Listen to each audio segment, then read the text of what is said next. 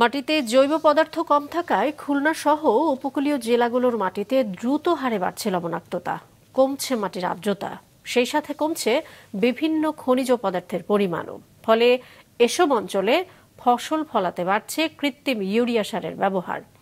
এই সংকট কাটাতে প্রাকৃতিক সবুজ সার উৎপাদন ও এর ব্যবহারকে পরিবেশসম্মত পদ্ধতি বলছে কৃষি বিভাগ। SM মিলনের ক্যামেরায় মোস্তফা জামালের রিপোর্ট। লবণাক্ততা বৃদ্ধিসহ প্রাকৃতিক নানা কারণে প্রতি বছর দক্ষিণাঞ্চলের ভূমির বড় একটি অংশ অনাবাদী হয়ে পড়ে থাকে। অপরদিকে আবাদযোগ্য জমিতে অতিরিক্ত সার ও কীটনাশক প্রয়োগের ফলে এসব জমিও হয়ে পড়ছে অনুর্বর। তাই জমিতে জৈব পদার্থ বাড়ানো ও কৃত্রিম ইউরিয়া সারের ব্যবহার কমাতে প্রাকৃতিক সবুজ সার ব্যবহারে কৃষকদের উদ্বুদ্ধ করছে কৃষি বিভাগ।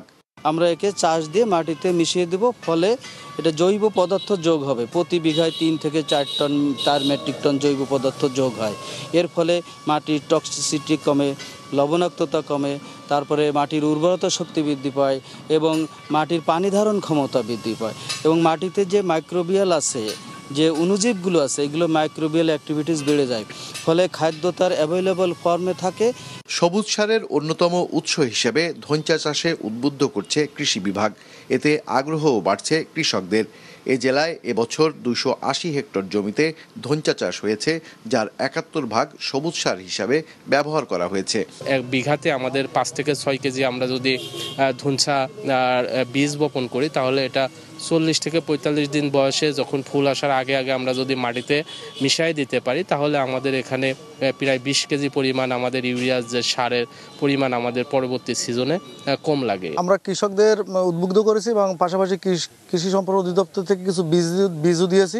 রাসায়নিক সার দিলে এই বছর যদি আমি 5 কেজি সার দেই, সামনের বছর 6 কেজি 7 কেজি না দিলে সেখানে ওই ফসল ফলতেছে না। আগে গরু ছিল অনেক, গরু মাঠে ছেড়ে থাকতো, গোবরগুলো পড়তো, তাতে করে আরও সার তৈরি হতো। এখন তো সে সমস্ত গরু নেই, আটকে গেছে, তাতে করে দেখা গেল কি যে সার মার ব্যবহার করতে হয়।